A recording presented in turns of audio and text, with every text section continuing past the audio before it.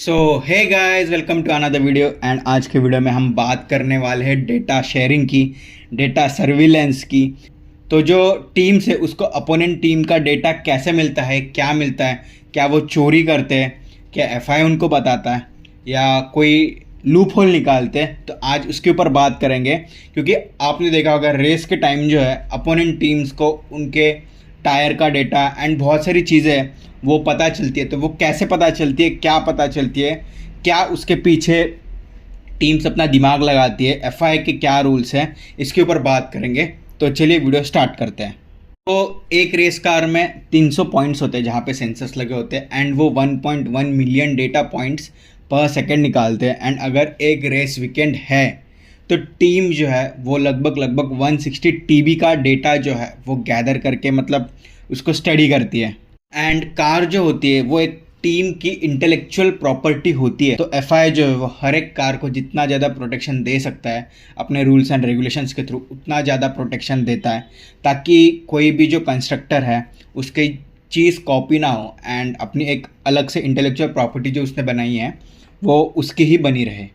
तो एफआई के रूल्स के हिसाब से एफआई जो है वो एक कार को 4 कंपोनेंट कैटेगरीज में डिवाइड करता है। तो फर्स्ट है लिस्टेड टीम कंपोनेंट्स। तो इसमें क्या होता है, जो कार की डिज़ाइन का जो आईपी होता है वो पूरा का पूरा अपने एक टीम का होता है। एंड जो टीम होती है उसको जो उसने बनाया है फुल उसकी डिज़ाइनिंग से लेके ऑडिट कैड जो भी सारी कैड के ऊपर डिज़ाइंस होती है वो सब एफआई को दिखाना होता है कि उन्होंने खुद का बनाया हुआ है। उसके बाद बात आती है ट्रांसफरेबल कंपोनेंट्स की। इसमें क्या होता है, जो एक टीम ने खुद की जो चीज़ बनाई है वो किसी और को दे सकता है। जैसे फरारी ने इंजन बनाया तो वो किसी और को दे सकता है, या गियर बॉक्स बनाया तो किसी और को दे सकता है। तो ये ट्रांसफरेबल कंपोनेंट हो गया। उसके बाद बात आती है स्टैंडर्ड सप्लाई कंपोनेंट्स की।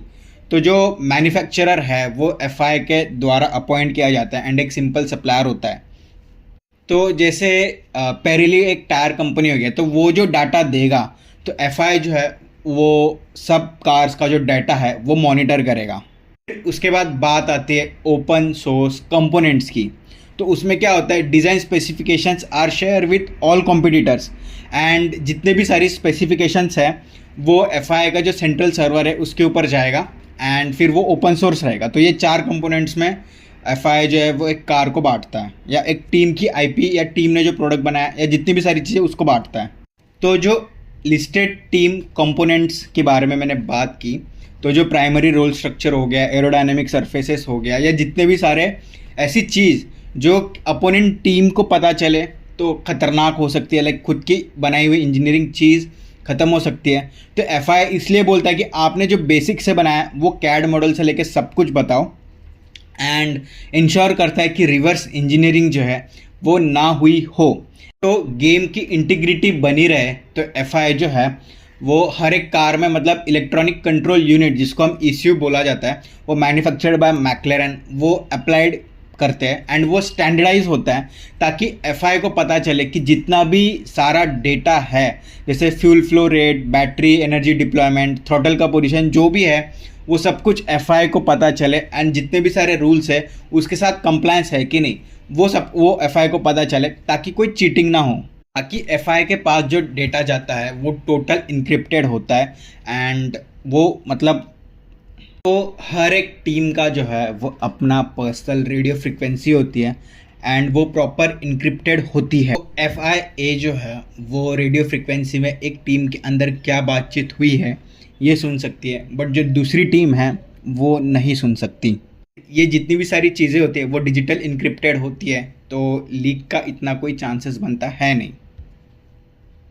बाकी जो लैब का टाइम होता है, सेक्टर का टाइम होता है, जितने भी आप टेलीमेट्री देख सकते हैं जो आम जनता के लिए अवेलेबल है, तो वो जो कार के ऊपर ट्रांसपॉन्डर लगा होता है एंड जो ट्रैक्स के साइड पे जो जितने भी सेंसर्स लगे होते हैं, डिवाइसेस लगे होते हैं जो स्पीड वगैरह मेजर करते हैं, वो एफआई के पास जाता है एंड वो एफआई के पास है वो ओपन सोर्सेस के लिए अवेलेबल रहता है। इसलिए वो हम भी देख सकते हैं, अपोनेंट टीम भी देख सकते हैं कि कितने टाइम में कितना सब कुछ हुआ है। ये एक्सप्लेन करने जाओ तो काफ़ी कोर इंजीनियरिंग के पार्ट हो जाते हैं एंड काफ़ी कॉम्प्लेक्स हो जाता है, बट मैंने जितना आसान हो सके उतना आसान रखने का ट्राई करा है।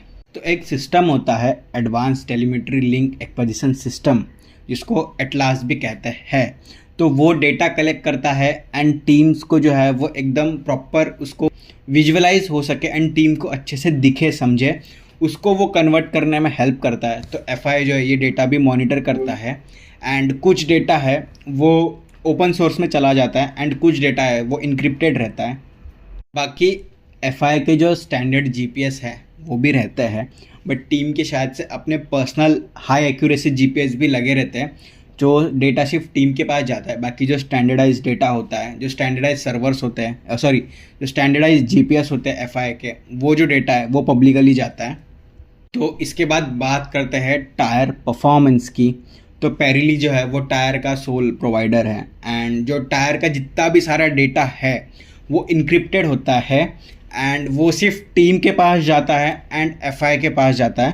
तो टायर का डेटा चोरी करना मुझे नहीं लगता कि इतना आसानी से पॉसिबल है, बट जो अपोनेंट टीम है वो क्या करती है, एक तो आंखों से दिखने वाला सिस्टम है वो पता चलता है।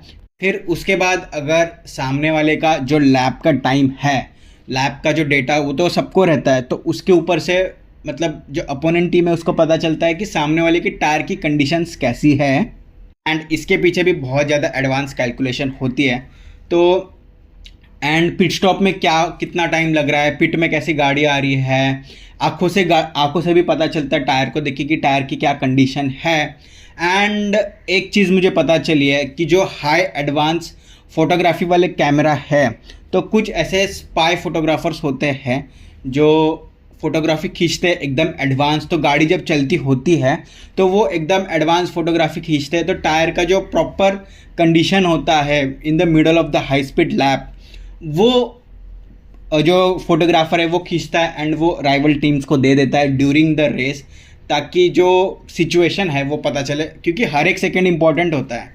तो ये एक मुझे इन्फॉर्मेशन है वो पता चली है कि अगर ज़्यादा टायर में ब्लिस्टरिंग या जितनी भी सारी चीज़ें हैं वो आई है, तो उनके लैप टाइम से अगर 0.2 0.3 सेकेंड का भी जो डिफरेंस है वो आ जाए, तो सामने वाली टीम को पता चलता है कि टायर की कंडीशन कैसी है। भाई सब एक्सपीरियंस्ड होते हैं, ऐसा कोई नौसिखिया नहीं होता एंड ऑलरेडी उनके पीछे कैलकुलेशन पहले से बन चुकी होती है कि इतना टाइम कम आने पे कितना क्या कैसे होगा। तो वो सब प्रॉपर सॉफ्टवेयर्स होते हैं, सिस्टम होती है। बाकी स्पाइंग करना एक टीम का दूसरे ऊपर, एफआई ये चीज़ को ज़रा भी मोटिवेट या क्या बोलते हैं प्रोत्साहन नहीं करता। ऐसी कुछ भी चीज़ अगर होती है तो स्ट्रिक्ट से स्ट्रिक्ट एक्शन ली जाती है। इवन एक ड्राइवर ने दूसरी टीम की कार को टच भी किया इन द रेस या आफ्टर द रेस, तो उसके ऊपर भी हेवीली फाइन लगता है जितना मुझे पता है। जैसे कभी कभी क्या होता है, कुछ स्पाई फोटोग्राफर्स होते हैं, तो कभी अगर एक्सीडेंट होता है तो जैसे ही वो कार को क्रेन से उठाते हैं तो छुपके से जो है वो स्पाई फोटोग्राफर जो है वो कार की एकदम हाई मतलब इमेज वाली तस्वीर ले लेता है एंड पता नहीं फिर उसके बाद तो डेटा शेयर होता है। उसके बाद की स्टोरी लाइक मैं कोई ऑथराइज पर्सन नहीं हूँ बताने के लिए, बट हाँ ऐसे भी होता है, ऐसे इंस्टेंसेस हुए हैं। बाकी थर्मल इमेजिंग जो आप देखते होंगे ना कि कलर कोडेड होता है कि ज़्यादा हीट रहेगा तो ज़्यादा रेड होता है एंड ठंडा रहेगा तो ब्लू होता है, तो वो टाइप का थर्मल इमेजिंग जो है वो अभी भी F1 में है एंड वो डेटा भी काफ़ी इनक्रिप्टेड होता है, क्योंकि टीम्स को पता चलता है कि उनकी गाड़ी कौन से लेवल पे, कौन से टर्न पे, कौन से स्पीड पे क्या प्रोसेस करती है, क्या हीट प्रोड्यूस करती है। तो वो जो डेटा है वो काफ़ी इनक्रिप्टेड होता है एंड ये डेटा एफआई के पास भी जाता है एंड ऑब्वियस सी बात है कि वो डेटा एक दूसरे टीम्स के साथ शेयर नहीं होता। कि जितना मैंने देखा, अगर एक टीम को दूसरे टीम का थर्मल जानना है तो वो कैसी स्ट्रैटेजी रेस में यूज़ कर रही है उसके ऊपर से ही पता चलता है। ऐसे डायरेक्ट शेयरिंग तो नहीं होती एंड काफ़ी एक्सपीरियंस लोग लगते हैं ये पता करने में। जितने भी सारा डेटा होता है वो उनके एक हेड ऑफिस होता है या जहाँ पे उन्होंने स्ट्रैटेजिकली अपना ऑफिस बनाया वहाँ से जाता है। सारे भी जितनी सारी चीज़ें हैं वो इनक्रिप्टेड होती है तो वो वहाँ पे जाती है एंड फिर उसके ऊपर कैसा क्या एक्शन लेना है वो डिस्कस करते हैं। एंड अपोनेंट टीम भी जो डेटा जो पब्लिकली प्रोवाइड करती है, जैसे पिट बॉक्स हो गया या पिट हो गया या बॉक्स हो गया, ऐसे जितने भी सारे टेक्निकल चीज़ें हो गए जो ड्राइवर और उसके बीच में बताते हैं, तो उसको स्टडी करके क्या पॉसिबिलिटी से क्या दिक्कतें आती है या क्या हो सकती है उसके ऊपर भी वो जो टीम है वो प्रॉपर स्ट्रेटेजिकली सारा अपना जो मतलब जो डेटा है वो बनाती है। तो ऐसे ही मतलब चलते रहता है। जो अपोनेंट टीम का बोला हुआ थोड़ा भी डेटा होता है वो जो टीम होती है वो प्रॉपरली समझती है। आफ्टर रेस उसकी एनालिसिस होती है कि क्यों बोला गया ये टाइम पे, इस टाइम पे ही क्यों बॉक्स बोला गया। तो वो भी जितने भी सारी चीज़ें वो काफ़ी स्ट्रेटेजिक होती है एंड काफ़ी कोडेड लैंग्वेज में होती है। तो वो प्रॉपर एक एक्सपीरियंस टीम है, डिपेंड करता है कि एंड उससे उनका पता चलता है कि उनकी स्ट्रैटेजी वाले कैसे हैं, उनका जितना भी सारा लोग है, जितने भी सारे लोग हैं वो कैसे हैं, क्या काम करते हैं, इस टाइम पे क्यों पिट बोला गया। एंड ड्राइवर और उसके बीच में जो पब्लिकली कम्युनिकेशन होता है वो भी उनके पास जाता है। तो वो क्या कम्युनिकेशन होता है, कुछ क्या कोड वर्ड्स छुपे होते हैं उसके बीच में, वो सब कुछ इनक्रिप्ट करते हैं। कि जितना मैंने देखा तो ब्रॉडकास्टिंग होने में भी कम से कम 1 से 2 मिनट का टाइम लगता है। तो वो सब कुछ भी कैलकुलेशन एकदम एडवांस मैथमेटिकल मॉडल से होती है कि 2 मिनट पहले पता चला है तो 2 मिनट पहले कार कौन से पोजीशन में थी, उस टाइम पे क्यों बोला गया, क्या था, जितनी भी सारी चीज़ें सब कुछ कैलकुलेट होता है। ऐसे ही मतलब हवा में नहीं होती कुछ भी सारी चीज़ें। इतना महंगा स्पोर्ट है, इतना एडवांस स्पोर्ट है। मुझे लगता है कि मोटर स्पोर्ट्स में फार्मूला 1 सबसे एडवांस स्पोर्ट है। तो भाई एडवांस लेवल पे सब कुछ चलता है कि अगर आपने रिवर्स इंजीनियरिंग करी है तो आपको मिनिमम 4 से 5 करोड़ तक का भी फाइन लग सकता है। एंड वो ऑब्वियसली यूज़ तो करने देंगे ही नहीं। एंड फिर जो है 3D स्कैनिंग एंड फोटोग्रामेट्री जो होती है वो बैंड है। कॉन्टैक्ट/नॉन कॉन्टैक्ट सरफेस स्कैनिंग ये भी बैन है। जैसे मैंने कहा था कि एक ड्राइवर ने जो है दूसरी टीम के ड्राइवर को टच किया था तो बैन पड़ गया था, बैन नहीं पड़ गया था एक्चुअली, फाइन पड़ गया था हैवी। कि मैं थोड़ा और बता दूं सेंसर्स के नाम पे, जैसे पिटोट ट्यूब हो गया जो air speed and pressure monitor करता है, स्ट्रेन गेजेस हो गया जो फिजिकल टूल होता है on suspension and wings, infrared sensors होता है, अकोस्टिक सेंसर्स होता है, एक्सीलरोमीटर्स होता है।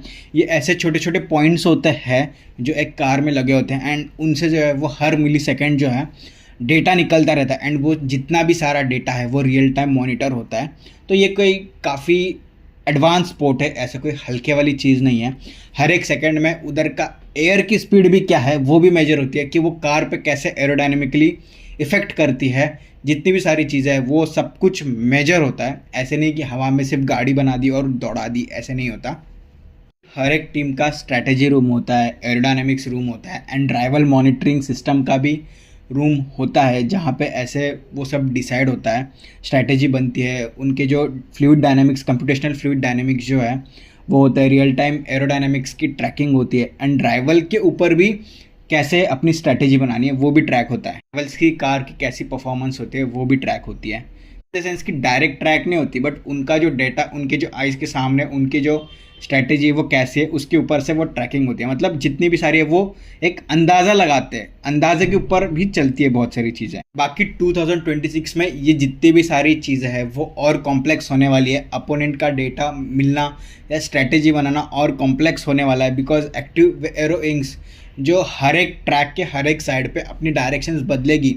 तो कैसे क्या बदलेगी सब कुछ वो समझने में टाइम लगेगा एंड जब तक समझेगा तब तक ये सीज़न ख़त्म हो जाएगा मुझे लगता है। एंड 2-3 साल बाद फिर से कुछ नया रूल्स आएगा तो काफ़ी कॉम्प्लेक्स होने वाला है। बाकी क्वांटम कंप्यूटर्स भी होते हैं जो एकदम मतलब छोटी से छोटी डेटा डालने पे बड़े से बड़ा डेटा दिखाते हैं एंड फिर वो डेटा को स्टडी करना होता है। मतलब सिर्फ रेस ख़त्म होने के बाद घर जाके अपने बीवी बच्चों के साथ नहीं सोते हैं भाई, पीठ पीछे बहुत स्टडी होती है, बहुत सारे लोग होते हैं। तो बस आज के लिए ये वीडियो इतना ही रखते हैं। होप आपको समझ गया होगा कि क्या वीडियो था एंड किस रिलेटेड वीडियो था। एंड मैं एक डिस्क्लेमर देना चाहता हूँ कि जितना भी वीडियो मैंने बनाया है, जितनी भी नॉलेज मैंने दी है वो टोटली एआई के इन्फॉर्मेशन, एआई ने मुझे जितनी भी इन्फॉर्मेशन दी है उसके ऊपर मैंने दी है। मैंने अपने साइड से कुछ अपना लगा के नहीं शेयर किया है। एंड एआई का जो इन्फॉर्मेशन है वो जेमिनाई, ग्रूक, चैट जीपीटी। बाकी आज के वीडियो के लिए बस रखते इतना ही। चलो बाय। आपको बताना कि आपको कौन सा पार्ट अच्छा लगा।